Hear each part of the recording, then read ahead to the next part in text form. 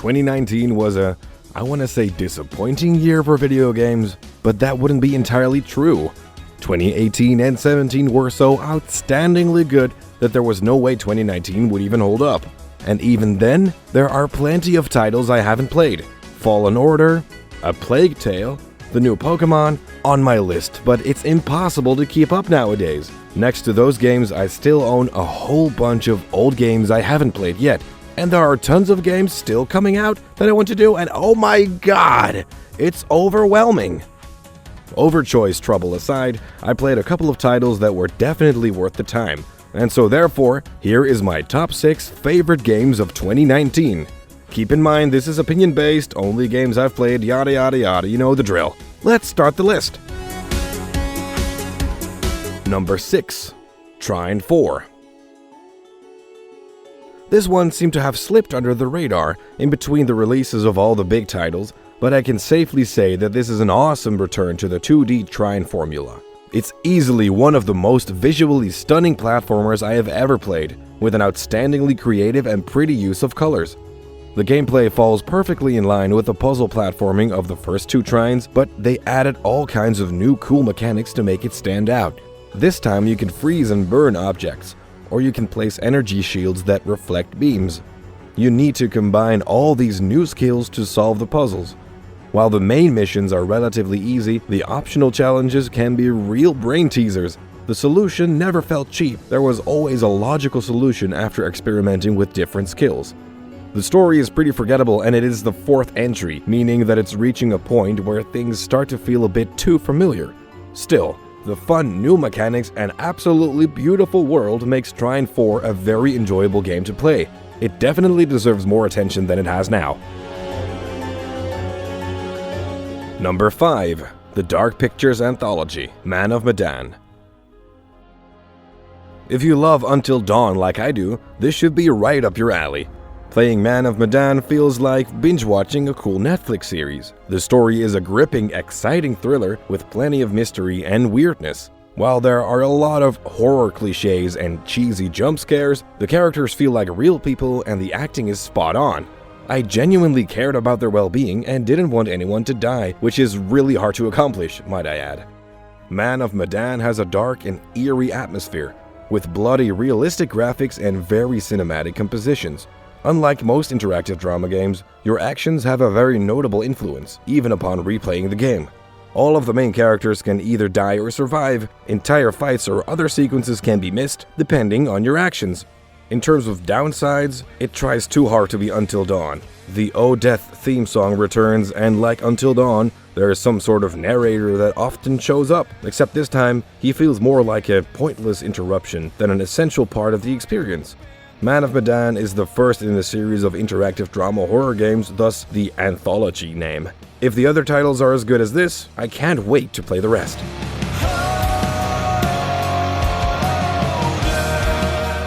Number 4. Yooko-laylee and the Impossible Lair. This is a 2D platformer that does almost everything right. The worlds are full of personality and creativity, the music is memorable and fitting, controls are butter smooth, gameplay is rewarding and fun. It has familiar gameplay elements to those who are familiar with Donkey Kong Country, but it introduces some unique, fun mechanics too. One of the fun things it does different is that you can equip handy abilities to make the levels easier, but your reward will be notably worse. If you purposely equip handicaps, your rewards are bigger. As a result, I mostly equipped handicaps to get bigger rewards, making the game very challenging in a satisfying way. The only real problem I have is the last level, the Impossible Lair itself. This is a brutally difficult, long stage where they expect you to beat the toughest challenges in one sitting. I wish they added some checkpoints for those who beat all the stages of the game, as a reward to make the final stage more doable. But besides that, Yooko-laylee and the Impossible Lair is a solid platformer with a ton of charm. Number 3. Death Stranding. Games that are truly 100% unique but still engaging are a rare occurrence. Death Stranding is one of those occurrences.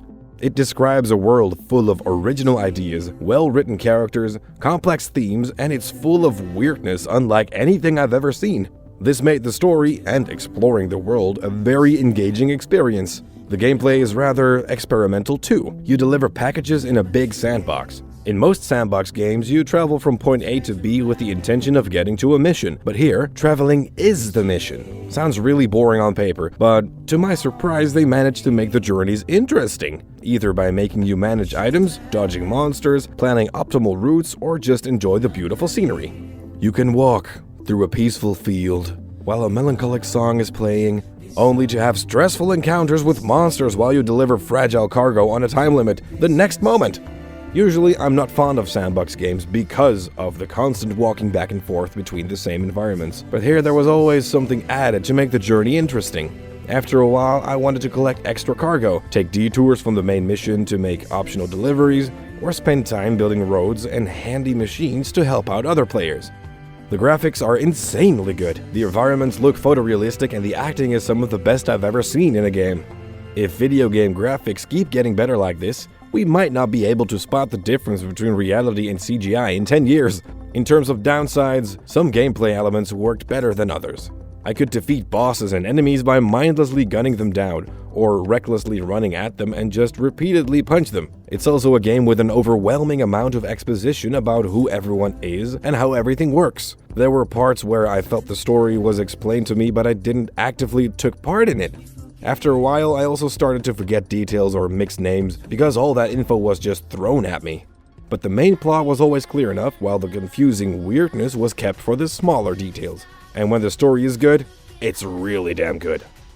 A one-of-a-kind experience that, despite some lesser aspects, I absolutely loved. Maybe it's time I finally check out Metal Gear Solid.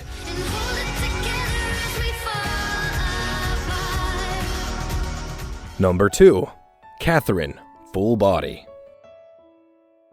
Back in 2011, a brief preview appeared on TV of the original Catherine.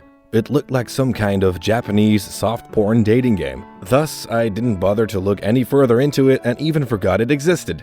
Later in 2019, I stumbled upon the demo of the new version called Full Body. It was then I noticed, wait, this game is made by Atlus?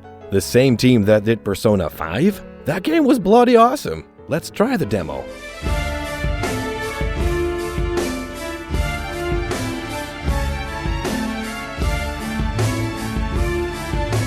This is no soft porn dating game. This is a block puzzle game where you need to quickly climb a mountain of blocks by tactically moving them on a time limit, and it's a really fun one at that.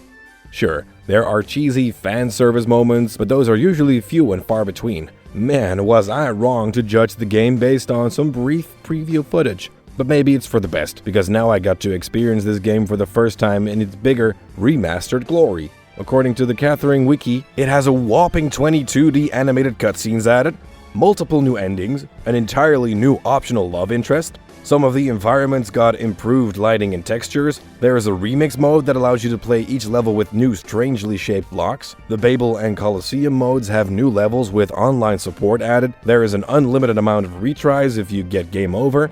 And the redo system has been greatly improved. After experiencing Catherine in this state, I can't imagine ever picking the original over this. But more about the actual content.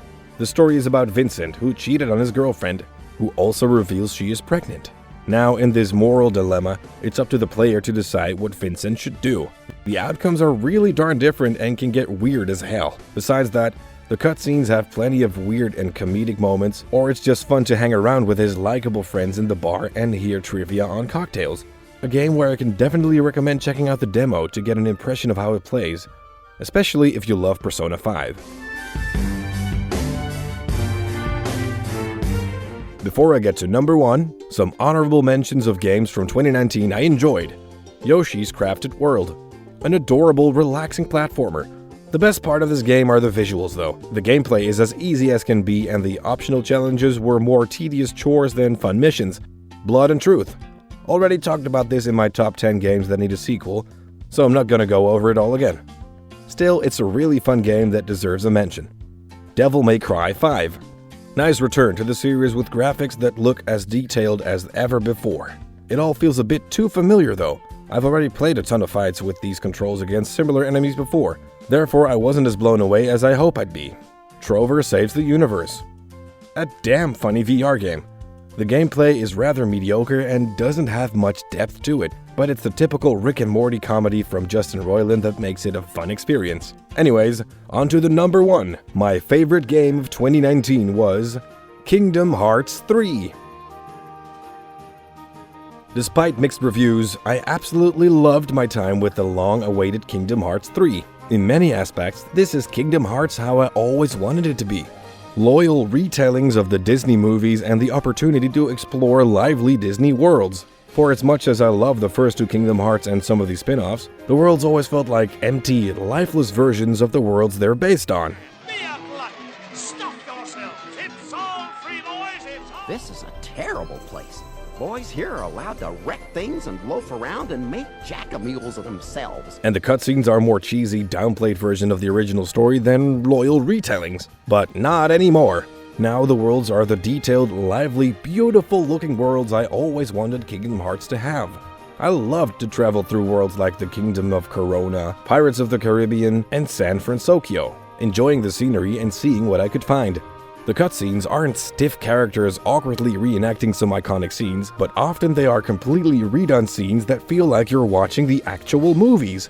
And even when they change the story, the things they make the Disney characters say or do are more interesting than ever, like how the Disney characters actually interact with Organization 13 this time around. Join your heart with mine! Take a look.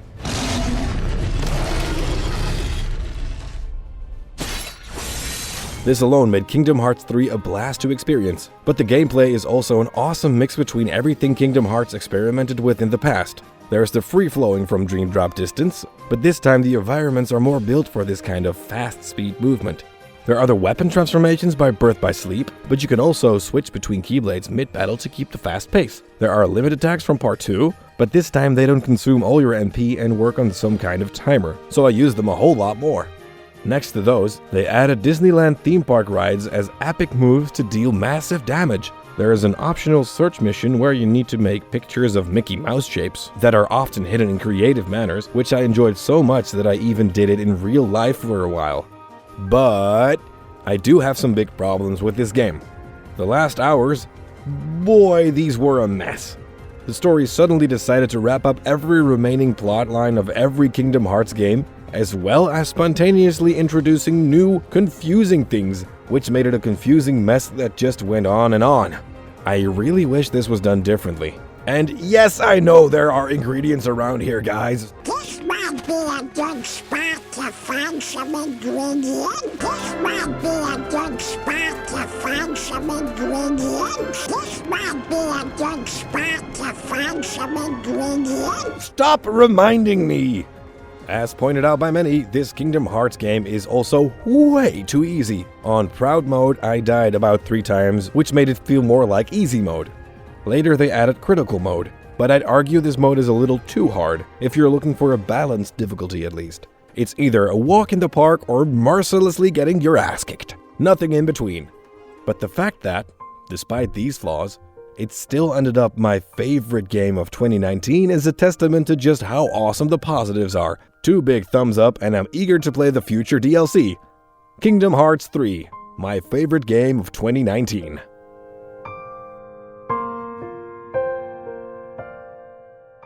Did you enjoy the video? Why not leave a like and sub?